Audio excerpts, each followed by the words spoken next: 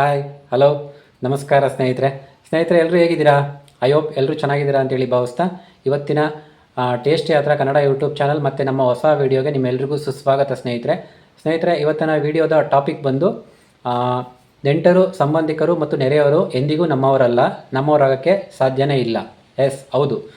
ನಾವು ಮಾತಿಗಷ್ಟೇ ಹೇಳ್ಕೊಬೋದು ನಮ್ಮವರು, ನಮ್ಮ ಸಂಬಂಧಿಕರು, ನಮ್ಮ ನೆಂಟರು ಅಂತೇಳಿ ನಾವು ನೆರೆಯವರು ಅಂತ ಹೇಳ್ಕೊಬೋದು ಅಷ್ಟೇ. ನಾವು ಮಾತಿಗಷ್ಟೇ ಹೇಳ್ಕೊಬೋದು, ಬಟ್ ಯಾರು ಕೂಡ ಯಾರಿಗೂ ಆಗೋದಿಲ್ಲ.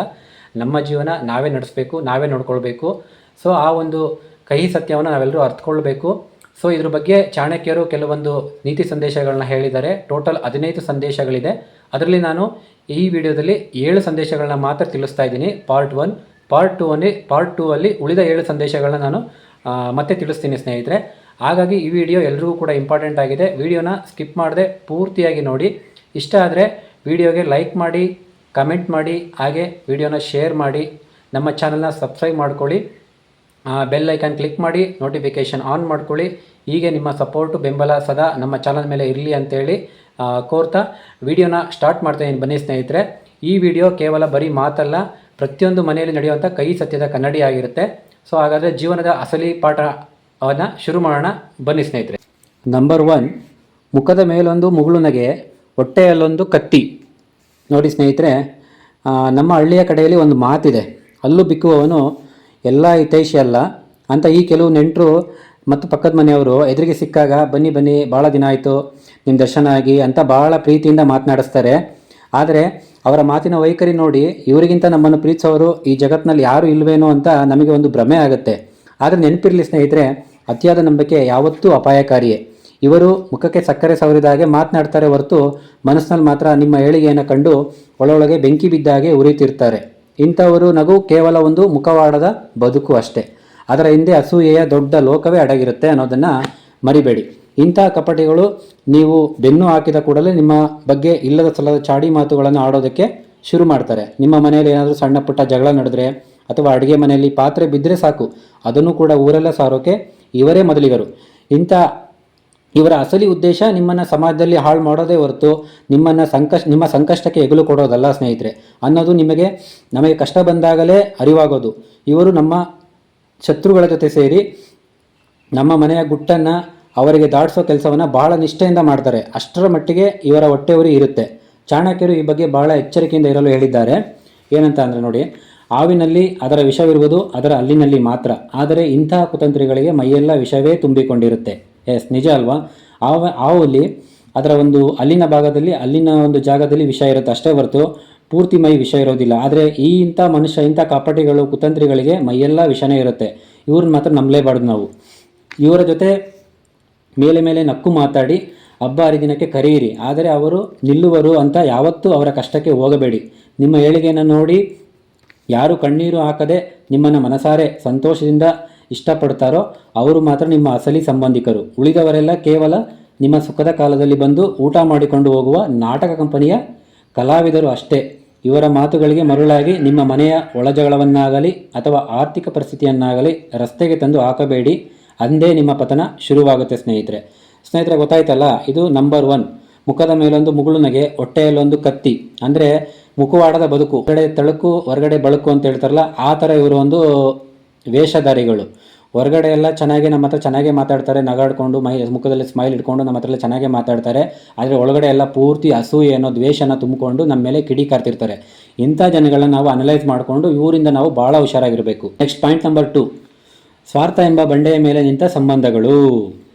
ನೋಡಿ ಸ್ನೇಹಿತರೆ, ಇವಾಗಿನ ಪ್ರಪಂಚ ಹೇಗಿದೆ ಅಂದರೆ ಸ್ವಾರ್ಥಿಗಳ ಪ್ರಪಂಚ, ಸ್ವಾರ್ಥದ ಜನತೆ ಜಾಸ್ತಿ ಇದ್ದಾರೆ. 80 to 90% ಇದೇ ಕೂಡ ನಡೀತಾ ಇದೆ. ನಮ್ಮ ನೆರೆಯವರೇ ಆಗಿರ್ಬೋದು, ಪಕ್ಕದ ಮನೆ ಸಂಬಂಧಿಕರು, ನೆಂಟರು ಯಾರೇ ಆಗಿರ್ಬೋದು, ಸ್ವಾರ್ಥಿಗಳಾಗ್ಬಿಟ್ಟಿದ್ದಾರೆ ಈ ಕಲಿಯುಗದಲ್ಲಿ. ಸೊ ಹೇಗೆ ಅನ್ನೋದಾದರೆ ನೋಡಿ, ಚಾಣಕ್ಯರ ನೀತಿಯಲ್ಲಿ ಒಂದು ಕಟು ಸತ್ಯ ಇದೆ, ಅದೇ ಸರ್ವೇ ಸ್ವಾರ್ಥ ಪರಾಯಣ. ಅಂದರೆ ಈ ಜಗತ್ತಿನಲ್ಲಿ ಪ್ರತಿಯೊಬ್ಬ ಮನುಷ್ಯನು ತನ್ನ ಲಾಭವಿರೋ ಕಡೆ ಮೊದಲು ವಾಲುತ್ತಾನೆ. ಅದು ಅಣ್ಣ ತಮ್ಮ ಇರಲಿ ಅಥವಾ ಆತ್ಮೀಯ ಗೆಳೆಯನೇ ಇರಲಿ, ಸಮಯ ಬಂದಾಗ ತನ್ನ ಹಿತಾಸಕ್ತಿ ಎಲ್ಲಿದೆಯೋ ಅಲ್ಲಿಗೆ ಹೋಗಿ ನಿಲ್ಲುತ್ತಾನೆ. ಇದನ್ನು ಕೇಳೋಕೆ ನಮಗೆ ಬಹಳ ಕಷ್ಟ ಅನ್ನಿಸ್ಬೋದು, ಯಾಕಂದರೆ ನಾವು ಸಂಬಂಧಗಳಿಗೆ ಅತಿಯಾದ ಬೆಲೆ ಕೊಡ್ತೀವಿ. ಆದರೆ ಜೀವನದ ಅಸಲಿ ಪಾಠ ಇದೆ. ನೀವು ಯಾರಿಗಾದರೂ 1000 ಸಹಾಯ ಮಾಡಿರಲಿ, ಅವರು ನಿಮ್ಮನ್ನು ನೆನಪಿಟ್ಟುಕೊಳ್ಳುವುದು ಯಾವಾಗ? ಅವರಿಗೆ ನಿಮ್ಮಿಂದ ಏನಾದರೂ ಕೆಲಸ ಆಗಬೇಕಾದಾಗ, ನಿಮ್ಮಿಂದ ಅವರಿಗೆ ಉಪಯೋಗವಿಲ್ಲ ಅಂದಾಗ ನೀವು ಅವರಿಗೆ ಬೇಡದ ಕೆಲಸದ ಹಾಗೆ ಕಾಣುತ್ತೀರಾ ಅನ್ನೋದು ಈ ಕಲಿಯುಗದ ಅಸಲಿ ಮರ್ಮ. ನೋಡಿ ಸ್ನೇಹಿತರೆ, ಒಂದು ಮರದಲ್ಲಿ ಹಣ್ಣು ಹಂಪಲು ಇರೋವರೆಗೂ ಹಕ್ಕಿಗಳು ಅಲ್ಲಿ ಕಿಕ್ಕಿರಿದಿರ್ತವೆ. ಹಣ್ಣು ಖಾಲಿಯಾದ ಮೇಲೆ ಒಂದು ಹಕ್ಕಿಯೂ ಕೂಡ ಆ ಕಡೆ ತಿರುಗಿ ನೋಡಲ್ಲ. ಈ ಜನಗಳು ಹಾಗೇನೆ, ನಿಮ್ಮಿಂದ ಏನಾದರೂ ಉಪಯೋಗ ಆಗುತ್ತೆ, ಅನುಕೂಲ ಇದೆ ಅಂದರೆ ಮಾತ್ರನೇ ನಿಮ್ಮ ಜೊತೆ ಇರ್ತಾರೆ. ನಿಮ್ಮಿಂದ ಏನೂ ಉಪಯೋಗ ಇಲ್ಲ, ಏನೂ ಪ್ರಯೋಜನವಿಲ್ಲ, ನಿಮ್ಮಿಂದ ಏನೂ ಸಿಗೋದಿಲ್ಲ ಅಂತಂದರೆ ಅವರು ಕೂಡ ನಿಮ್ಮನ್ನ ಕಂಡ್ರು ಕಾಣದೇ ಇರೋ ಥರ ನೋಡ್ತಾರೆ. ಹಾಗೆ ನಿಮ್ಮ ಹತ್ತಿರ ಹಣ, ಅಂತಸ್ತು, ಮರ್ಯಾದೆ ಇರೋವ್ರಿಗೂ ಮಾತ್ರ ನಿಮ್ಮ ನೆಂಟರು ನಿಮ್ಮ ಮನೆ ಹತ್ರ ಸದಾ ನಿಂತಿರ್ತಾರೆ. ನಮ್ಮ ಮಾವನ ಮಗ, ನಮ್ಮ ಚಿಕ್ಕಪ್ಪನ ಮಗ ಎಷ್ಟು ಬುದ್ಧಿವಂತ ಅಂತ ಬೇರೆಯವ್ರ ಹತ್ರ ಹೊಗಳ್ತಿರ್ತಾರೆ. ಆದರೆ ಒಮ್ಮೆ ನಿಮ್ಮ ಕೈ ಖಾಲಿಯಾಗಿ ನೋಡಿ, ಅದೇ ಜನ ನಿಮ್ಮನ್ನು ಕಂಡರೆ ದಾರಿ ಬದಲಿಸಿ ಹೋಗುತ್ತಾರೆ. ಅಷ್ಟೇ ಯಾಕೆ, ನಿಮ್ಮನ್ನು ಕಂಡರೂ ಕಾಣದಾಗೆ ನಟಿಸುತ್ತಾರೆ. ಅವರ ಪಾಲಿಗೆ ನೀವಿನ್ನೂ ಆಸ್ತಿಯಲ್ಲ, ಬದಲಾಗಿ ನೀವು ಒಂದು ಹೊರೆ, ಒಂದು ಜವಾಬ್ದಾರಿಯಂತೆ ಕಾಣೋಕ್ಕೆ ಶುರು ಮಾಡುತ್ತೀರಾ. ಸ್ನೇಹಿತರೆ, ಈ ಲೋಕದಲ್ಲಿ ಪ್ರೀತಿ ಅನ್ನೋದು ಕೂಡ ಒಂದು ರೀತಿಯ ಹೋಟೆಲ್ ವ್ಯವಹಾರ ಆಗಿದೆ, ಬಿಸ್ನೆಸ್ ಆಗಿಬಿಟ್ಟಿದೆ. ಕಾಸು ಕೊಟ್ಟಷ್ಟೇ ಊಟ ಸಿಗೋದು. ನಮಗೆ ಹೋಟೆಲ್ನಲ್ಲಿ ಕಾಸು ಎಷ್ಟು ಕೊಡ್ತೀವೋ ಅಷ್ಟೇ ನಮಗೆ ಊಟ ಸಿಗುತ್ತೆ. ಅದೇ ರೀತಿ ಪ್ರೀತಿನೂ ಕೂಡ ಹಾಗೆ ಆಗಿದೆ. ನೀವು ಕಾಸು ಎಷ್ಟು ಕೊಡ್ತೀರೋ ಅಷ್ಟೇ ಪ್ರೀತಿ ಸಿಗುತ್ತೆ. ಆ ಥರ ಹೋಟೆಲ್ ವ್ಯವಹಾರ, ಬಿಸ್ನೆಸ್ ಥರ ಆಗೋಗಿದೆ ಈ ಪ್ರೀತಿ ಅನ್ನೋದು ಕೂಡ. ನೀವು ಏನು ಕೊಡ್ತೀರೋ ಅವರಿಗೆ, ಹೇಗೆ ಗೌರವ ಸಲ್ಲಿಸುತ್ತೀರೋ ಅದಕ್ಕೆ ತಕ್ಕಂತೆ ಮಾತ್ರ ಅವರು ನಿಮಗೆ ಮರ್ಯಾದೆ ಕೊಡುತ್ತಾರೆ. ಅದಕ್ಕೆ ಚಾಣಕ್ಯರು ಹೇಳ್ತಾರೆ, ಮನುಷ್ಯ ತನ್ನ ಕಾಲ ಮೇಲೆ ತಾನು ನಿಲ್ಲೋದು ಮೊದಲು ಕಲಿಯಬೇಕು. ಎಸ್, ಈ ಮಾತು ಎಷ್ಟು ಸತ್ಯ ಅಂದರೆ ಸ್ನೇಹಿತರೆ, ಯಾರ ಮೇಲೂ ಕೂಡ ಅವಲಂಬಿತರಾಗಬಾರ್ದು. ನಮ್ಮ ಕಾಲ ಮೇಲೆ ನಮ್ಮ ಜೀವನ, ನಮ್ಮ ಹೊಣೆ ನಾವು ನೋಡ್ಕೊಳ್ಬೇಕು. ಅದಕ್ಕೆ ಬೇಕಾದಂಥ ಸೇಫ್ಟಿ, ಅದಕ್ಕೆ ಬೇಕಾದಂಥ ಸೆಕ್ಯೂರಿಟಿಗಳನ್ನ ನಾವು ಮಾಡ್ಕೊಳ್ಬೇಕು ಹೊರತು ನಮ್ಮ ಮಾವ ಇದ್ದಾನೆ, ಅಣ್ಣ ಇದ್ದಾನೆ, ತಮ್ಮ ಇದ್ದಾನೆ ಅಂತೇಳಿ ನಾವು ಯಾರ ಮೇಲೂ ಕೂಡ ಡಿಪೆಂಡ್ ಆಗಬಾರ್ದು. ಬೇರೆಯವರ ಮೇಲಿನ ಅತಿಯಾದ ನಂಬಿಕೆ ನಡು ನೀರಿನಲ್ಲಿ ಕೈ ಬಿಡುತ್ತೆ. ಎಸ್, ಹೌದು. ನಿಮ್ಮ ಹತ್ತಿರ ಹೆಗಲು ಕೊಟ್ಟು ನಿಲ್ಲುತ್ತಾರೋ ಅವರನ್ನಷ್ಟೇ ಪ್ರಾಣಕ್ಕಿಂತ, ಅಂದರೆ ನಿಮ್ಮ ಕಷ್ಟದ ಸಮಯದಲ್ಲಿ ನಿಮಗೆ ಯಾರು ಹೆಗಲು ಕೊಟ್ಟು ನಿಲ್ತಾರೋ ನಿಮ್ಮ ಜೊತೆ, ಅವರನ್ನಷ್ಟೇ ಪ್ರಾಣಕ್ಕಿಂತ ಹೆಚ್ಚಾಗಿ ಪ್ರೀತಿಸಿ. ಉಳಿದವರ ಜೊತೆ ಕೇವಲ ಸಮಾಜದ ದೃಷ್ಟಿಯಿಂದ ಸೌಜನ್ಯದ ಸಂಬಂಧ ಇಟ್ಟುಕೊಳ್ಳಿ ಅಷ್ಟೇ. ಅದಕ್ಕಿಂತ ಹೆಚ್ಚು ಆಸಕ್ತಿ ತೋರಿಸ್ಬೇಡಿ ಸ್ನೇಹಿತರೆ. ಗೊತ್ತಾಯ್ತಲ್ಲ, ಈ ಸ್ವಾರ್ಥಿಗಳ ಪ್ರಪಂಚದಲ್ಲಿ, ಈ ಸ್ವಾರ್ಥದ ಜನಗಳ ನಡುವೆ ನಾವು ಯಾವ ರೀತಿ ಇರಬೇಕು, ಎಚ್ಚರಿಕೆಯಿಂದ ಇರಬೇಕು ಅನ್ನೋದನ್ನು ಚಾಣಕ್ಯರು ಸ್ಪಷ್ಟವಾಗಿ ಹೇಳಿದ್ದಾರೆ. ನೆಕ್ಸ್ಟ್, ಮೂರನೇದು, ನೆರೆಯವರ ಕಣ್ಣಗಲಿಸಿದ ಕೌತುಕ. ನೆರೆಹೊರೆಯವರ ಕಣ್ಣಗಲಿಸಿದ ಕೌತುಕ. ಸೊ ಇದು ಇಂಪಾರ್ಟೆಂಟ್ ನೋಡಿ. ನಮ್ಮ ಅಕ್ಕಪಕ್ಕದ ಮನೆಯವರು ಯಾವ ಥರ ಇರ್ತಾರೆ, ಎಂಥ ಜನಗಳಿರ್ತಾರೆ ಅನ್ನೋದನ್ನು ಇಲ್ಲೂ ಕೂಡ ನೋಡಿ ಹೇಳ್ತೀನಿ ಸ್ನೇಹಿತರೆ. ನಮ್ಮ ಪಕ್ಕದ ಮನೆಯವರು ಹೇಗಿರ್ತಾರೆ ಅಂದರೆ, ನಮ್ಮ ಮನೆಯ ಒಲೆ ಹತ್ತಿದೆಯೋ ಇಲ್ಲವೋ ಅನ್ನೋದಕ್ಕಿಂತ ನಮ್ಮ ಮನೆಯಲ್ಲಿ ಇವತ್ತು ಏನು ಅಡುಗೆ ಆಗ್ತಿದೆ ಅಂತ ಕಿವಿ ಕೊಟ್ಟು ಕೇಳುವವರೇ ಜಾಸ್ತಿ. ಅಕ್ಕಪಕ್ಕದ ಮನೆಯವರು ಹಾಗೇ ಇರ್ತಾರೆ ಅಲ್ವಾ. ನೀವು ಹೊಸ ಬಟ್ಟೆ ಯಾವಾಗ ತಂದ್ರಿ, ನಿಮ್ಮ ಮಕ್ಕಳು ಸ್ಕೂಲ್ ಯಾವಾಗ ಹೋಗಿದ್ರು, ನೀವು ಯಾವ ಸ್ಕೂಲಿಗೆ ಸೇರಿಸಿದ್ದೀರಾ, ನೀವು ಯಾರ ಜೊತೆ ಫೋನಲ್ಲಿ ಮಾತಾಡ್ತೀರಾ, ಹೀಗೆ ಪ್ರತಿಯೊಂದು ಸಣ್ಣ ಪುಟ್ಟ ವಿಷಯದಲ್ಲೂ ಅವರು ಬಂದು ಮೂಗು ತೋರಿಸ್ತಿರ್ತಾರೆ. ಅವ್ರಿಗೆ ಯಾಕೆ ಬೇಕು? ನನ್ನ ಮಗನ ನಾವು ಯಾವ ಥರ ಸ್ಕೂಲಿಗೆ ಸೇರಿಸ್ತೀವಿ, ನಾವು ಯಾವುದಾದ್ರೂ ಬಟ್ಟೆ ತರ್ತೀವಿ, ನಾವು ಏನಾದರೂ ಮನೆಗೆ ಏನಾದರೂ ಒಂದು ಐಟಮ್ ತರ್ತೀವಿ, ಈ ಎಲ್ಲ ಪ್ರತಿಯೊಂದು ವಿಷಯಗಳು ಅವ್ರಿಗೆ ಯಾಕೆ ಬೇಕು? ಅವರೇನು ಕುತೂಹಲಕ್ಕೆ ಕಾಳಜಿ ಕೇಳ್ತಾರಾ? ಸಾಧ್ಯ ಇಲ್ಲ. ಇದು ಕೇವಲ ಪ್ರೀತಿಯಿಂದ ಕೇಳೋ ಕುತೂಹಲ ಅಲ್ಲ.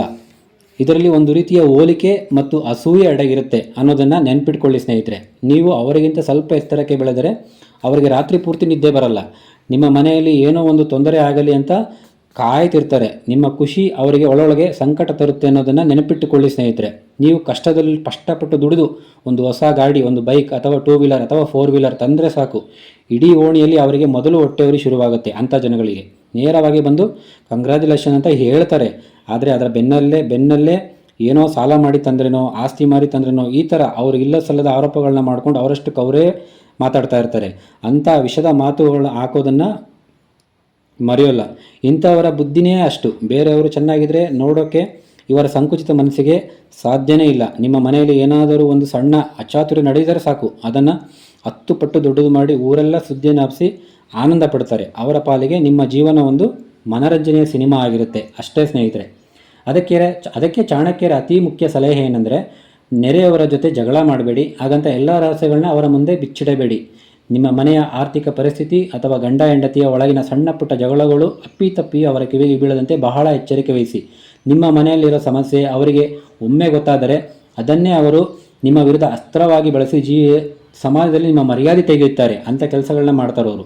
ನೆರೆಯವರ ಜೊತೆ ಒಂದು ಗೆರೆ ಹಾಕಿಕೊಂಡು ಬದುಕುವುದು ಜೀವನದಲ್ಲಿ ಯಾವಾಗಲೂ ಕ್ಷೇಮ ಮತ್ತು ಸುರಕ್ಷಿತವಾದದ್ದು. ನೆರೆಯವರ ಜೊತೆ ಅತಿಯಾದ ಸ್ನೇಹವೂ ಬೇಡ, ಅತಿಯಾದ ದ್ವೇಷವೂ ಬೇಡ. ಒಂದು ಮಿತಿಯಲ್ಲಿರೋದು ಜಾಣತನದ ಲಕ್ಷಣ. ಎಸ್, ಹೌದಲ್ವ ಸ್ನೇಹಿತರೆ. ನಮ್ಮ ಅಕ್ಕಪಕ್ಕ ನೆರೆಯವರ ಜನಗಳು ಎಲ್ಲರೂ ಕೂಡ ಒಳ್ಳೆಯವರು ಆಗಿರೋದಿಲ್ಲ. ಅವರು ಕೂಡ ಅಸೂಯೆ ಪಡ್ತಾ ಇರ್ತಾರೆ, ಹೊಟ್ಟೆ ಕಿಚ್ಚು ಪಡ್ತಾ ಇರ್ತಾರೆ, ನಮ್ಮ ಏಳಿಗೆಯನ್ನು ಕಂಡು ಸಹಿಸೋದಿಲ್ಲ. ಅಂಥ ಜನಗಳು ಇರ್ತಾರೆ. ಎಲ್ಲರೂ ಅಂತ ಹೇಳ್ತಿಲ್ಲ, ಇದರಲ್ಲಿ ಮುಕ್ಕಾಲು ಭಾಗ ಅಂಥ ಜನಗಳೇ ಇರೋದು ಈ ಕಲಿಕಾಲದಲ್ಲಿ. ಸೊ ಅಂಥ ಜನಗಳಿಂದನೂ ಕೂಡ ನಾವು ದೂರ ಇರಬೇಕು, ಹುಷಾರಾಗಿರಬೇಕು. ಸೊ ಅದು ಒಂದು ಒಳ್ಳೆಯ ಸಂದೇಶಗಳನ್ನ ನಮ್ಮ ಚಾಣಕ್ಯರು ಈ ಒಂದು ಪಾಯಿಂಟಲ್ಲಿ ತಿಳಿಸಿದ್ದಾರೆ. ನೆಕ್ಸ್ಟ್ ಪಾಯಿಂಟ್ ನಂಬರ್ 4, ರಕ್ತದ ಸಂಬಂಧಕ್ಕೂ ಅಂಟಿದ ಹಣದ ಬಣ್ಣ. ಎಸ್, ಇವಾಗ ನೋಡಿ, ಹಣ ಹಣ ಹಣ ಹಣ ಹಣ ಕಾಂಚಾಣ. ಹಣ ಇಲ್ಲದೆ ಇವತ್ತು ಏನೂ ಇಲ್ಲ ಜಗತ್ತಲ್ಲಿ.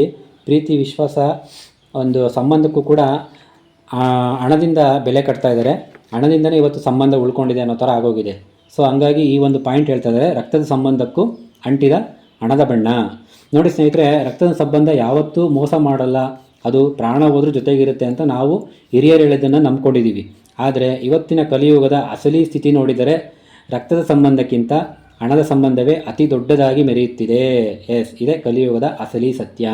ಅಣ್ಣ ತಮ್ಮಂದಿರೇ ಒಂದು ಗೇಣು ಆಸ್ತಿಗಾಗಿ ಅಥವಾ ಒಂದು ಸಣ್ಣ ಜಮೀನು ವಿಷಯಕ್ಕಾಗಿ ಕೋರ್ಟು ಕಚೇರಿ ಅಂತ ಒಬ್ರನ್ನೊಬ್ಬರು ಬೀದಿಗೆ ಹೇಳೋದನ್ನು ನಾವು ಎಷ್ಟು ನೋಡಿರ್ತೀವಿ. ದಿವಸ ಕೊಲೆಗಳಾಗ್ತವೆ, ಜಗಳ ಆಡ್ಕೊತಾರೆ, ಅವರವರೇ ಸಂಬಂಧಿಕರ ಸ್ವಂತ ಅಣ್ಣ ತಮ್ಮದಿರೇ ಫುಲ್ ಗಲಾಟೆ. ಒಂದು ಸಣ್ಣ ಪುಟ್ಟ ಜಮೀನು ವಿಷಯಕ್ಕೆ, ಆಸ್ತಿ ವಿಷಯಕ್ಕೆ ಗಲಾಟೆಯಾಗಿ ಅದು ಕೊಲೆ ಮಾಡಿರೋ ಗಂಟ ಹೋಗಿರೋದನ್ನು ಕೂಡ ನಾವು ನೋಡಿದ್ದೀವಿ. ನಿಮ್ಮ ಹತ್ರ ಕೈಯಲ್ಲಿ ಕಾಸು ಮತ್ತು ಜೇಬಿನಲ್ಲಿ ಹಣ ಇರೋವರೆಗೂ ಈ ಎಲ್ಲ ರಕ್ತದ ಸಂಬಂಧಿಕರು ನಿಮ್ಮನ್ನು ನಮ್ಮ ಅಣ್ಣ, ನಮ್ಮ ತಮ್ಮ ಅಂತ ಅಂದ್ಕೊಳ್ತಾರೆ. ಅವರಿಗೆ ನಿಮ್ಮ ಮೇಲೆ ಇರೋದು ಪ್ರೀತಿಯಲ್ಲ, ಬದಲಾಗಿ ನಿಮ್ಮಿಂದಾಗುವ ಅನುಕೂಲಗಳ ಮೇಲೆ ಇರೋ ವ್ಯಾಮೋಹ ಮಾತ್ರ ಅನ್ನೋದನ್ನು ಮರಿಬೇಡಿ. ಒಮ್ಮೆ ನಿಮ್ಮ ಸಮಯ ಕೆಟ್ಟು ಹಣದ ಮುಗ್ಗಟ್ಟು ಎದುರಾಗಿ ನೋಡಿ, ಆಗ ಈ ರಕ್ತ ಸಂಬಂಧಿಕರು ತಮ್ಮ ಅಸಲಿ ಬಣ್ಣವನ್ನು ಬಯಲು ಮಾಡುತ್ತಾರೆ. ನಾವು ಒಮ್ಮೆ ಒಂದ್ಸರಿ ನಾವು ಕೆಳಗೆ ಬಿದ್ದಾಗ, ನಮ್ಮ ಜೇಬು ಖಾಲಿ ಆದಾಗ, ಹಣ ಇಲ್ದಿದ್ದಾಗ, ಆವಾಗ ಇವರು ಅಸಲಿ ಮುಖವಾಡ ಬಯಲಾಗುತ್ತೆ. ನಮ್ಮ ರಕ್ತ ಸಂಬಂಧ ಆದರೂ ಕೂಡ ಅಷ್ಟೇ. ನೀವು ಅವರಿಗೆ 16 ವರ್ಷ ಸಹಾಯ ಮಾಡಿರಲಿ, ಆದರೆ ನೀವೊಂದು 1000 ರೂಪಾಯಿ ಸಾಲ ಕೇಳಿದರೆ ಸಾಕು, ಬರೀ 1000 ರೂಪಾಯಿ ಸಾಲ ಕೇಳಿದ್ರೆ ಸಾಕು, ಅವ್ರು ಏನಂತ ಹೇಳ್ತಾರೆ ನೋಡಿ, ಅಯ್ಯೋ ತಮ್ಮ, ಈಗ ತಾನೇ ಮಗನ ಫೀಸ್ ಕಟ್ತೆ, ಗ್ಯಾಸ್ ಬಿಲ್ ಕಟ್ತೆ, ಕರೆಂಟ್ ಬಿಲ್ ಕಟ್ತೆ, ಡಿಶ್ ಬಿಲ್ ಕಟ್ತೆ, ಅದು ಕಟ್ತೆ, ಇದು ಕಟ್ತೆ ಅಂತ ಕತೆ ಹೇಳೋಕ್ಕೆ ಸ್ಟಾರ್ಟ್ ಮಾಡ್ತಾರೆ. ಕೈಯಲ್ಲಿ ಒಂದು ಪೈಸೆ ಇಲ್ಲ ಅಂತ ಇಲ್ಲದೆ ಸುಳ್ಳು ಹೇಳ್ತಾರೆ. ಅಷ್ಟೇ ಅಲ್ಲದೆ ನೀವು ಸಹಾಯ ಕೇಳಿದ್ದನ್ನೇ 10 ಜನರ ಹತ್ತಿರ ನೋಡಿ, 10 ಜನರ ಹತ್ರ ಏನಂತ ಹೇಳ್ತಾರೆ ನೋಡಿ, ಇವನಿಗೆ ಅಷ್ಟು ದುಡ್ಡು ಬಂದರೂ ಸಾಲ ಕೇಳ್ತಿದ್ದಾನೆ ಅಂತ ನಿಮ್ಮ ಮರ್ಯಾದೆ ತೆಗೆಯೋ ಕೆಲಸನೂ ಕೂಡ ಮಾಡ್ತಾರೆ. ಇಂಥ ಜನರಿಗೆ ಸಂಬಂಧಗಳ ಬೆಲೆ ಗೊತ್ತಿರಲ್ಲ. ಕೇವಲ ಲಾಭ ಎಲ್ಲಿಯೋ ಅಲ್ಲಿಗೆ ಮಾತ್ರ ಅವರು ವಾಲ್ತಾರೆ. ಇಂಥವರ ನಡವಳಿಕೆಯಿಂದ ನಮ್ಮ ಮನಸ್ಸಿಗೆ ಆಗುವ ನೋವು ದೊಡ್ಡದಾಗಿರುತ್ತೆ. ಚಾಣಕ್ಯರು ಹೇಳುವಂತೆ, ವಿಪತ್ತಿನ ಸಮಯದಲ್ಲಿ ಯಾರು ನಿಮ್ಮ ಜೊತೆ ಗಟ್ಟಿಯಾಗಿ ನಿಲ್ಲುತ್ತಾರೋ ಅವರೇ ನಿಮ್ಮ ನಿಜವಾದ ಬಂಧುಗಳು. ಎಸ್, ನಿಮ್ಮ ಕಷ್ಟ ಕಾಲದಲ್ಲಿ, ನಿಮ್ಮ ವಿಪತ್ತಿನ ಸಮಯದಲ್ಲಿ ಯಾರು ನಿಮ್ಮ ಬೆನ್ಗಾವಲಾಗಿ, ಬೆನ್ನೆಲುಬಾಗಿ ನಿಲ್ತಾರೋ ಅವರೇ ನಿಮ್ಮ ನಿಜವಾದ ಬಂಧುಗಳು. ಸ್ನೇಹಿತರೆ, ಈ ಒಂದು ಕಟು ಸತ್ಯವನ್ನು ನೀವು ಅರಿತುಕೊಳ್ಳಿ. ಉಳಿದವರೆಲ್ಲ ಕೇವಲ ಸಮಾರಂಭಕ್ಕೆ ಬಂದು ಉಚಿತವಾಗಿ ಊಟ ಮಾಡಿ ಹೋಗೋ ಅಕ್ಕಿಗಳು ಮಾತ್ರ ಅನ್ನೋದನ್ನು ನೆನಪಿಡಿ. ಹಬ್ಬ ಹರಿದಿನಗಳಲ್ಲಿ ಎಲ್ಲರೂ ಬಂದು ಫೋಟೋ ತೆಗೆದುಕೊಳ್ಳುತ್ತಾರೆ, ಆದರೆ ನೀವು ಆಸ್ಪತ್ರೆ ಸೇರಿದಾಗ ಎಷ್ಟು ಜನ ನಿಜವಾಗಿ ಬರುತ್ತಾರೋ ಅನ್ನೋದೇ ಮುಖ್ಯ. ಅದಕ್ಕೆ ಸಂಬಂಧಿಗಳ ಮೇಲೆ ಅತಿಯಾದ ಮೋಹ ಇಟ್ಟುಕೊಳ್ಳಬೇಡಿ. ಎಸ್, ಹೌದಲ್ವ ಸ್ನೇಹಿತರೆ? ನಮ್ಮ ಒಂದು ಖುಷಿ ಸಮಾರಂಭಗಳಿಗೆ, ಒಂದು ಒಳ್ಳೆ ಒಂದು ಶುಭ ಸಮಾರಂಭಗಳಿಗೆ ಬಂದು ಅಲ್ಕಿಸ್ಕೊಂಡು ಮಾತಾಡಿಕೊಂಡು ಹೋಗೋದು, ಫೋಟೋ ತಕ್ಕೊಂಡು ಸೆಲ್ಫಿ ಮಾಡಿಕೊಂಡು ವೀಡಿಯೋ ಮಾಡ್ಕೊಂಡು ಹೋಗೋದು ಅಷ್ಟೇ ದೊಡ್ಡದಲ್ಲ. ಅದೇ ರೀತಿ ನಮ್ಮ ಒಂದು ಸಮಸ್ಯೆಗಳಾದಾಗ, ಒಂದು ನಮ್ಮ ಅನಾರೋಗ್ಯ ಸ್ಥಿತಿಯಲ್ಲಿ ಇದ್ದಾಗ, ಒಂದು ಹಾಸ್ಪಿಟ್ಲಲ್ಲಿ ನಾವು ಸೇರಿದಾಗ ಅಲ್ಲೂ ಕೂಡ ಬಂದು ನಮ್ಮ ಯೋಗಕ್ಷೇಮ ವಿಚಾರಿಸಿ ಅವರ ಕೈಲಾದಂಥ ಸಹಾಯ ಮಾಡಿ, ನಮ್ಮ ಕಷ್ಟಕ್ಕೆ ಯಾರು ಬೆನ್ನೆಲುಬಾಗಿ ನಿಲ್ತಾರೋ ಅವರು ನಿಜವಾದ ಬಂಧುಗಳು. ನಿಮ್ಮ ಕರ್ತವ್ಯವನ್ನು ನೀವು ನಿಷ್ಠೆಯಿಂದ ಮಾಡಿ, ಆದರೆ ಪ್ರತಿಫಲವಾಗಿ ಅವರು ಅಷ್ಟೇ ಪ್ರೀತಿಯನ್ನು ಮತ್ತು ನಂಬಿಕೆಯನ್ನು ತೋರಿಸ್ತಾರೆ ಅಂತ ಮಾತ್ರ ಯಾವತ್ತೂ ಕುರುಡಾಗಿ ನಿರೀಕ್ಷೆ ಮಾಡಬೇಡಿ. ಅದು ನಿಮ್ಮನ್ನು ಸಂಕಷ್ಟಕ್ಕೆ ತಳ್ಳುತ್ತೆ. ಇದು ತುಂಬ ಜನ ಫೇಸ್ ಮಾಡಿದ್ದಾರೆ. ಏನಂತಂದರೆ, ಒಬ್ರಿಗೇನಾದರೂ ಮಾಡ್ತಿದ್ದೀನಿ, ನಾನು ಎಕ್ಸಾಂಪಲ್ ನಾನೇ ಅಂದ್ಕೊಳ್ಳಿ, ನಾನು ಒಬ್ರಿಗೇನಾದರೂ ಮಾಡ್ತೀನಿ ಅಂದರೆ ನಾನು ಅವ್ರ ಕಡೆಯಿಂದ ಏನೋ ಒಂದು ರಿಟರ್ನ್ ಎಕ್ಸ್ಪೆಕ್ಟೇಷನ್ ಇಟ್ಕೊಂಡಿರ್ತೀನಿ. ಕೆಲವರು ಅದನ್ನು ತುಂಬ ಜಾಸ್ತಿ ಇಟ್ಕೊಂಡಿರ್ತಾರೆ, ಓವರ್ ಎಕ್ಸ್ಪೆಕ್ಟೇಷನ್ ಅಂತ ಹೇಳ್ತಾರೆ, ಅದನ್ನು ಇಟ್ಕೊಂಡಿರ್ತಾರೆ. ಸೊ ನಾವು ಅವರಿಗೇನೋ ಒಂದು ಸಹಾಯ ಮಾಡ್ತೀವಿ, ರಿಟರ್ನ್ ನಮಗೆ ಅದಕ್ಕಿಂತ ಜಾಸ್ತಿ ಬರುತ್ತೆ ಅಂತ ಓವರ್ ಎಕ್ಸ್ಪೆಕ್ಟೇಷನ್ ಇಟ್ಕೊಂಡಾಗ ಅವ್ರ ಕಡೆಯಿಂದ ನಮಗೆ ಅದು ಸಿಗದೇ ಇದ್ದಾಗ ನಾವು ಭಾಳ ನೋವು ಮಾಡ್ಕೊತೀವಿ, ಮನಸ್ಸಿಗೆ ಭಾಳ ಬೇಜಾರಾಗುತ್ತೆ. ಸೊ ಆ ಒಂದು ಎಕ್ಸ್ಪೆಕ್ಟೇಷನ್ ಅನ್ನೋದು ತೆಗೆದುಬಿಡಿ. ನಿಮ್ಮ ಕೆಲಸ ಏನಿದೆ ನೀವು ಮಾಡಿ, ಕರೆಕ್ಟಾಗಿ ಮಾಡಿ, ನಿಷ್ಠೆಯಿಂದ ಮಾಡಿ, ಮೋಸ ಮಾಡಬೇಡಿ, ಒಳ್ಳೆ ರೀತಿಯಲ್ಲಿ ಮಾಡಿ. ನಿಮಗೆ ಏನು ಸಿಗಬೇಕು ರಿಟರ್ನು, ದೇವರು ಅದ್ರ ಪ್ರತಿಫಲವಾಗಿ ಯಾವುದಾರ ಒಂದು ರೂಪದಲ್ಲಿ ನಿಮಗೆ ಕೊಟ್ಟೇ ಕೊಡ್ತಾನೆ. ಅವರಿಂದ ಅಲ್ದಿದ್ರು ಬೇರೆ ಒಂದು ರೂಪದಲ್ಲಿ ನಿಮಗೆ ಕೊಟ್ಟೇ ಕೊಡ್ತಾನೆ. ಸೊ ಈ ಒಂದು ಸತ್ಯವನ್ನು ಅರ್ಥಕೊಳ್ಳಿ ಸ್ನೇಹಿತರೆ. ನೆಕ್ಸ್ಟ್ 5ನೇದು, ನಮ್ಮ ಕಾಲ ಮೇಲೆ ನಾವು ನಿಲ್ಲುವ ಆತ್ಮನಿರ್ಭರತೆ. ಎಸ್ ಅಲ್ವಾ, ನಮ್ಮ ಕಾಲ ಮೇಲೆ ನಾವು ನಿಂತ್ಕೊಳ್ಬೇಕು. ಹೌದು, ಬೇರೆಯವ್ರ ಮೇಲೆ ನಾವು ಅವಲಂಬಿತರಾಗಬಾರ್ದು. ಯಾವತ್ತೂ ಯಾರು ಯಾರ ಕಷ್ಟಕ್ಕೂ ಆಗೋದಿಲ್ಲ. ನಮ್ಮ ಕಷ್ಟಗಳಿಗೆ ನಾವೇ ಹೊಣೆಗಾಗಬೇಕು, ನಾವೇ ಜವಾಬ್ದಾರರು. ನಮ್ಮ ಸಂಸಾರ ನಮ್ಮ ಜವಾಬ್ದಾರಿ, ನಮ್ಮ ಜೀವನ ನಮ್ಮ ಕೈಯಲ್ಲಿ. ಸ್ನೇಹಿತರೆ, ನಾವು ಭಾಳ ಸಲ ಅಂದ್ಕೊಳ್ತೀವಿ, ನನಗೇನಾದರೂ ಕಷ್ಟ ಬಂದರೆ ನಮ್ಮ ಅಣ್ಣ ಇದ್ದಾನೆ, ನಮ್ಮ ಮಾವ ಇದ್ದಾರೆ, ಅಥವಾ ಪಕ್ಕದ ಮನೆಯವರು ಓಡೋಡಿ ಬರ್ತಾರೆ ಅಂತ ಒಂದು ಭ್ರಮೆಯಲ್ಲಿ ಬದುಕ್ತೀವಿ. ಆದರೆ ಚಾಣಕ್ಯರು ಹೇಳ್ತಾರೆ, ಇದು ಮನುಷ್ಯ ತನ್ನ ಜೀವನದಲ್ಲಿ ಮಾಡೋ ಅತೀ ದೊಡ್ಡ ತಪ್ಪು. ಹೌದು ಅಲ್ವಾ? ಮತ್ತು ಅಪಾಯಕಾರಿ ನಿರ್ಧಾರ. ಯಾರ ಮೇಲೂ ಅತಿಯಾದ ಅವಲಂಬನೆ ಆಗಬೇಡಿ. ನೀವೇ ನಿಮ್ಮ ಜೀವನದ ಅಸಲಿ ರಕ್ಷಕರು ಮತ್ತು ಪಾಲಕರು ಅನ್ನೋದನ್ನು ಮರೆಯಬೇಡಿ. ನಿಮ್ಮ ಕಾಲ ಮೇಲೆ ನೀವು ಗಟ್ಟಿಯಾಗಿ ನಿಂತಾಗ ಮಾತ್ರ ಈ ಸ್ವಾರ್ಥಿ ಲೋಕ ನಿಮಗೆ ನಿಜವಾದ ಗೌರವ ಮನ್ನಣೆ ಕೊಡುತ್ತೆ. ಬೇರೆಯವರ ಸಹಾಯಕ್ಕಾಗಿ ಪದೇ ಪದೇ ಕೈ ಚಾಚೋದು ಅಂದರೆ ನಮ್ಮ ಸ್ವಂತ ಮರ್ಯಾದೆ ನಾವೇ ಕಳೆದುಕೊಂಡಂತೆ ಅನ್ನೋದನ್ನು ತಿಳ್ಕೊಳ್ಳಿ. ನೀವು ಪ್ರತಿ ಬಾರಿ ಸಣ್ಣ ಕಷ್ಟ ಬಂದಾಗಲೂ ಬೇರೆಯವರ ಮನೆ ಬಾಗಿಲು ತಟ್ಟಿದರೆ ಮೊದಲ ಬಾರಿ ಅವರು ಇಷ್ಟವಿಲ್ಲದಿದ್ದರೂ ಕೂಡ ಸಹಾಯ ಮಾಡಬಹುದು. ಆದರೆ ಎರಡನೇ ಬಾರಿ ಹೋದಾಗ ಮುಖ ಸಿಂಡಿಸ್ಕೊಳ್ತಾರೆ. ಮತ್ತು ಮೂರನೇ ಸಲ ನೀವು ಬರೋದನ್ನು ಕಂಡಾಗಲೇ ದೂರದಿಂದಲೇ ನೋಡಿ ಬಾಗಿಲು ಹಾಕ್ಕೊಳ್ತಾರೆ.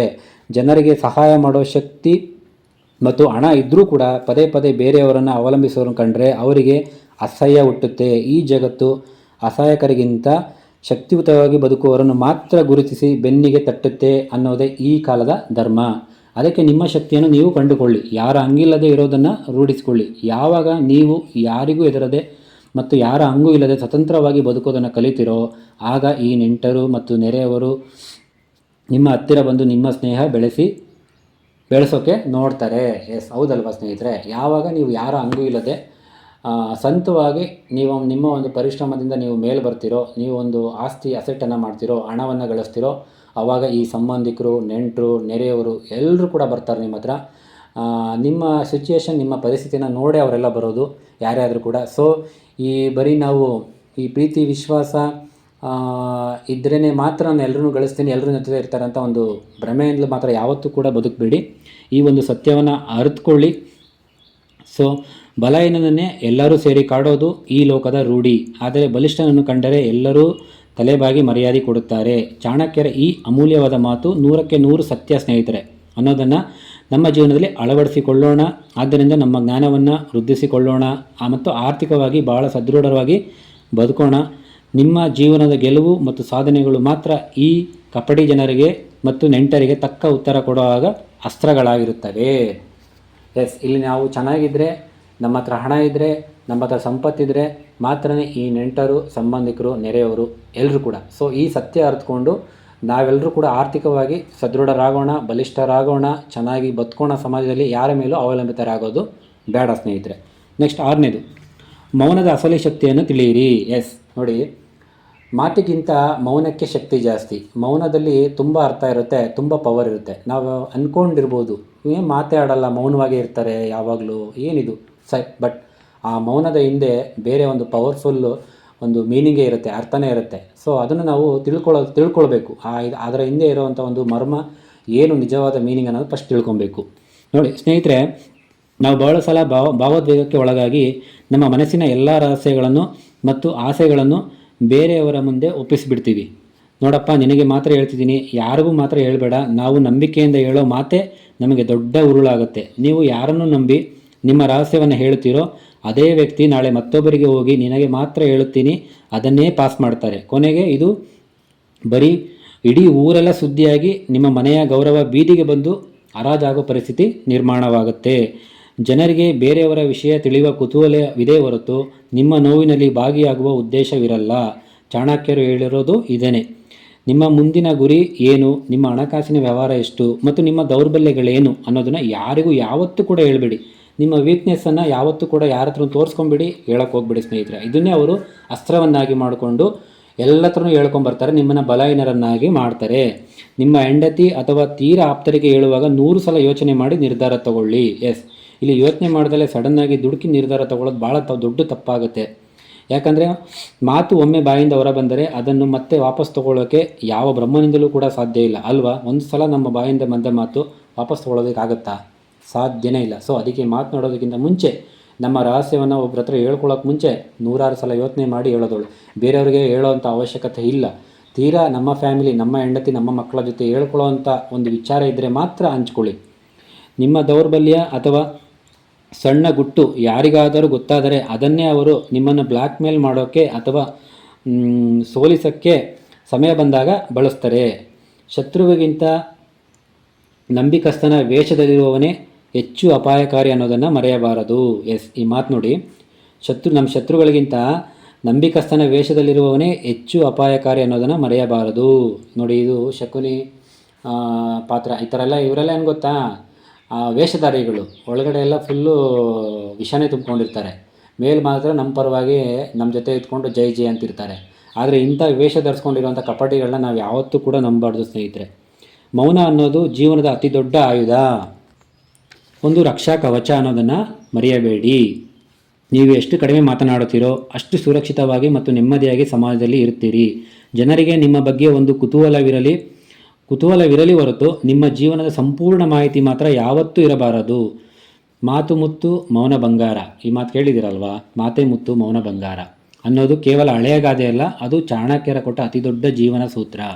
ನಿಮ್ಮ ಸಾಧನೆಗಳು ಈ ಊರಿಗೆ ಸದ್ದು ಮಾಡಲಿ ಹೊರತು ನಿಮ್ಮ ವ್ಯರ್ಥ ಮಾತುಗಳಲ್ಲಿ ಅನ್ನೋದನ್ನು ರೂಢಿಸಿಕೊಳ್ಳಿ. ನಿಮ್ಮ ಶತ್ರುಗಳಿಗೆ ನಿಮ್ಮ ಮುಂದಿನ ಹೆಜ್ಜೆ ತಿಳಿಯದಂತೆ ಇರೋದೇ ಜಾಣತನದ ಪರಮಾವಧಿ. ಹೌದಲ್ಲ ಸ್ನೇಹಿತರೆ? ಇಲ್ಲಿ ಜಾಸ್ತಿ ಮಾತನಾಡೋದಕ್ಕಿಂತ ಮೌನವಾಗಿರೋದೇ ಒಳ್ಳೆಯದು. ನಿಮ್ಮ ಕೆಲವೊಂದು ರಹಸ್ಯ ಗುಟ್ಟುಗಳನ್ನ ನೀವು ಬೇರೆಯವ್ರ ಜೊತೆ ಹಂಚ್ಕೊಳ್ಳೋಕೆ ಹೋಗಬೇಡಿ. ಈವನ್ ನಿಮ್ಮ ಹೆಂಡತಿ ಮಕ್ಕಳ ಹತ್ರ ನೀವು ಹಂಚ್ಕೊಳ್ಬೇಕಂದ್ರೂ ಅದರಲ್ಲೂ ಹಂಚ್ಕೊಳ್ಳೋಂಥ ವಿಷಯಗಳು ಮಾತ್ರ ಹಂಚ್ಕೊಳ್ಳಿ. ಅದು ಕೂಡ 108 ಸಲ ಯೋಚನೆ ಮಾಡಿ ಹೇಳ್ಬೇಕೋ ಬೇಡವಾ ಅಂತೇಳಿ ಒಂದು ಒಳ್ಳೆಯ ನಿರ್ಧಾರ ತೊಗೊಳ್ಳಿ. ಬೇರೆ ಅಕ್ಕಪಕ್ಕದ ಮನೆಯವರು ನೆಂಟರುಗಳ ಹತ್ರ ಮಾತ್ರ ಯಾವುದೇ ಕಾರಣಕ್ಕೂ ನಿಮ್ಮ ವೀಕ್ನೆಸ್ನ ತೋರಿಸ್ಕೊಳಕ್ಕೆ ಹೋಗಬೇಡಿ, ನಿಮ್ಮ ರಹಸ್ಯಗಳನ್ನ ಹಂಚ್ಕೊಳಕ್ಕೆ ಹೋಗಬೇಡಿ. ಅವ್ರು ಯಾವತ್ತಿದ್ರೂ ನಿಮಗೆ ಯಾವ ಸಮಯದಲ್ಲಿ ಯಾವ ಥರ ವಿಷ ಕಾರ್ತಾರೆ ಅಂತ ಹೇಳಲಿಕ್ಕಾಗೋದಿಲ್ಲ. ನೆಕ್ಸ್ಟ್ 7ನೇದು, ಸಮಯವೇ ನಮ್ಮ ಅಸಲಿ ಪರೀಕ್ಷಕ. ಎಸ್ ನೋಡಿ, ಈ ಟೈಮ್ ಅನ್ನೋದು ಎಷ್ಟು ಇಂಪಾರ್ಟೆಂಟ್ ಅಂದರೆ ಇಲ್ಲೂ ಕೂಡ ನೋಡಿ, ಈ ಒಂದು ಟಾಪಿಕ್ನಲ್ಲೂ ಕೂಡ ಈ ಸಮಯ ಅನ್ನೋದು ಎಷ್ಟು ಪ್ರಭಾವ ಬೀರುತ್ತೆ ಅಂದರೆ, ಸಮಯ ಬಂದಾಗ ಎಲ್ಲರ ಒಂದು ನಿಜವಾದ ಮುಖವಾಡ ಬಯಲಾಗುತ್ತೆ, ಎಲ್ಲರ ಒಂದು ಬಣ್ಣ ಬಯಲಾಗುತ್ತೆ ಸ್ನೇಹಿತರೆ. ಅದು ನಿಜ ಅಲ್ವಾ? 100ಕ್ಕೆ 100 ಸತ್ಯ. ನೋಡಿ ಸ್ನೇಹಿತರೆ, ಯಾರು ನಮ್ಮ ಅಸಲಿ ಬಂಧುಗಳು ಮತ್ತು ಯಾರು ಕೇವಲ ನಾಟಕಗಾರರು ಅಂತ ತಿಳಿಯೋಕ್ಕೆ ಸಮಯವೇ ಎಲ್ಲದಕ್ಕೂ ಉತ್ತರ ಕೊಡುತ್ತೆ. ಎಸ್, ನಿಮ್ಮ ದಿನಗಳು ಚೆನ್ನಾಗಿದ್ದಾಗ ಮತ್ತು ಜೇಬಿನಲ್ಲಿ ಹಣವಿದ್ದಾಗ ನಿಮ್ಮ ಸುತ್ತಮುತ್ತ 10 ಜನ ಸದಾ ಇರ್ತಾರೆ. ನಿಮ್ಮನ್ನು ಓಳೋಕ್ಕೆ ಸಾಲು ಸಾಲಾಗಿ ನಿಂತಿರ್ತಾರೆ. ಅಂದು ನಿಮಗೆ ಅನಿಸುತ್ತೆ, ನನ್ನಷ್ಟು ಅದೃಷ್ಟವಂತ ಈ ಲೋಕದಲ್ಲಿ ಯಾರೂ ಇಲ್ಲ, ಇವರೆಲ್ಲ ನನ್ನನ್ನು ಬಹಳ ಪ್ರೀತಿಸುತ್ತಾರೆ ಅಂತ ನಂಬ್ತೀರ. ಆದರೆ ಅದು ಕೇವಲ ನಿಮ್ಮ ಸಮಯಕ್ಕೆ ಮತ್ತು ನಿಮ್ಮ ಕುರ್ಚಿಗೆ ಸಿಗೋ ಮರ್ಯಾದೆ ಹೊರತು ಅದು ನಿಮ್ಮ ಅಸಲಿ ವ್ಯಕ್ತಿತ್ವಕ್ಕಲ್ಲ ಅನ್ನೋದನ್ನು ಅರಿಯಿರಿ. ಒಮ್ಮೆ ನಿಮ್ಮ ಸಮಯ ಕೆಟ್ಟು ಸಂಕಷ್ಟದ ಸುಲಿಕಿ ನೋಡಿ, ಆಗ ಈ ನಂಬಿಕಸ್ಥರೆಲ್ಲ ಒಬ್ಬೊಬ್ಬರಾಗಿ ಮಾಯವಾಗೋದಕ್ಕೆ ಶುರು ಮಾಡ್ತಾರೆ, ಕಳ್ಚ್ಕೊಳ್ಳೋಕ್ಕೆ ಶುರು ಮಾಡ್ತಾರೆ. ಬಿಸಿಲು ಹೋದ ಮೇಲೆ ನೆರಳು ಹೇಗೆ ತನ್ನಿಂದ ತಾನೇ ಮಾಯವಾಗುತ್ತೋ ಹಾಗೆಯೇ ಕಷ್ಟ ಬಂದಾಗ ಈ ನೆಂಟರು ಕೂಡ ಮಾಯವಾಗ್ತಾರೆ. ಸ್ನೇಹಿತರೆ, ಬಿಸಿಲು ಬರುತ್ತೆ, ಆಮೇಲೆ ನೆರಳು ಬರಲೇಬೇಕಲ್ವಾ? ಈಗ ಮಧ್ಯಾಹ್ನ ಬಿಸಿಲಿರುತ್ತೆ, ಮಧ್ಯಾಹ್ನ ಕಳೆದು ಸಾಯಂಕಾಲ ಬಂದಾಗ ಆ ಜಾಗಕ್ಕೆ ನೆರಳು ಬರಲೇಬೇಕಲ್ವ? ಹಂಗೆ ಈ ಜನಗಳು ಅಷ್ಟೇ. ನಿಮ್ಮ ಹತ್ರ ಹಣ ಇದ್ದಾಗ, ಎಲ್ಲ ಚೆನ್ನಾಗಿದ್ದಾಗ ನಿಮ್ಮ ಹತ್ರ ಬರ್ತಾರೆ, ಚೆನ್ನಾಗಿ ಮಜಾ ಮಾಡ್ತಾರೆ, ನಿಮ್ಮ ಜೊತೆ ಇರೋದನ್ನೆಲ್ಲ ಚೆನ್ನಾಗೇ ಇದ್ದು ಚೆನ್ನಾಗೇ ಎಂಜಾಯ್ ಮಾಡಿ ನಿಮ್ಮ ಬಗ್ಗೆ ಹೋಗಲಿ 4 ಮಾತಾಡಿ ಎಲ್ಲರ ಹತ್ರನೂ ನಿಮ್ಮನ್ನು ಅಟ್ಟಕ್ಕೆ ಕೂರಿಸ್ತಾರೆ. ಅದೇ ನಿಮ್ಮ ಹತ್ರ ಹಣ ಖಾಲಿ ಆಗ್ತಾ ಬಂದಂಗೆ ಒಬ್ಬೊಬ್ಬರೇ ಕಳ್ಚ್ಕೊಂಡು ಹೋಗ್ತಾರೆ, ನಿಮ್ಮನ್ನು ತೆಗೊಳ್ಳೋಕ್ಕೂ ಕೂಡ ಸ್ಟಾರ್ಟ್ ಮಾಡ್ತಾರೆ ಇಂಥ ಕಪಟ ಜನಗಳು. ಅದಕ್ಕೆ ಚಾಣಕ್ಯರು ಹೇಳ್ತಾರೆ, ನಿಮ್ಮ ಕತ್ತಲೆಯಲ್ಲಿ ಅಥವಾ ಬಡತನದ ದಿನಗಳಲ್ಲಿ ಯಾರು ನಿಮ್ಮ ಕೈ ಹಿಡಿದು ನಡೆಸ್ತಾರೋ ಅವರೇ ನಿಮ್ಮ ನಿಜವಾದ ದೀಪಗಳು. ಉಳಿದವರೆಲ್ಲ ಕೇವಲ ಬೆಳಕು ಇದ್ದಾಗೆ ಬಂದು ಕುಣಿಯೋ ಹಕ್ಕಿಗಳು ಮಾತ್ರ. ಎಸ್, ನೋಡಿ ಎಂಥ ಮಾತು ಹೇಳಿದರೆ, ನಿಮ್ಮ ಕತ್ತಲೆಯಲ್ಲಿ ಅಥವಾ ಬಡತನ ದಿನಗಳಲ್ಲಿ ಯಾರು ನಿಮ್ಮ ಕೈ ಹಿಡಿದು ನಡೆಸುತ್ತಾರೋ ಅವರೇ ನಿಮ್ಮ ನಿಜವಾದ ದೀಪಗಳು. ಉಳಿದವರೆಲ್ಲ ಕೇವಲ ಬೆಳಕು ಇದ್ದಾಗ ಬಂದು ಕುಣಿಯೋ ಹಕ್ಕಿಗಳು ಮಾತ್ರ ಅಂತ ಹೇಳಿದ್ದಾರೆ. ಅವರಿಗೆ ನಿಮ್ಮ ನೋವಿನ ಅರಿವಿರೋದಿಲ್ಲ. ಸಮಯವೇ ಎಲ್ಲ ಸಂಬಂಧಗಳ ಮುಖವಾಡವನ್ನು ಸುಲಿದು ತೋರಿಸುವ ಶಕ್ತಿ ಹೊಂದಿದೆ. ಆದ್ದರಿಂದ ಯಾರಿಗಾದರೂ ನಿಮ್ಮ ಜೀವನದಲ್ಲಿ ಜಾಗ ಕೊಡುವ ಮುನ್ನ ಅವರನ್ನು ಹಲವು ಬಾರಿ ಪರೀಕ್ಷಿಸಿ ನೋಡಿ. ಅವರಿಗೆ ನಿಮ್ಮ ಮೇಲಿರೋದು ಅಸಲಿ ಪ್ರೀತಿನೋ ಅಥವಾ ನಿಮ್ಮ ಅಧಿಕಾರ ಮತ್ತು ಹಣದ ಮೇಲಿರೋ ವ್ಯಾಮೋಹನೋ ಅಂತ ಫಸ್ಟು ತಿಳ್ಕೊಳ್ಳಿ. ಕಷ್ಟ ಬಂದಾಗ ಫೋನ್ ಮಾಡದೆ ನುಣುಚಿಕೊಳ್ಳೋ ನೆಂಟರಿಗಿಂತ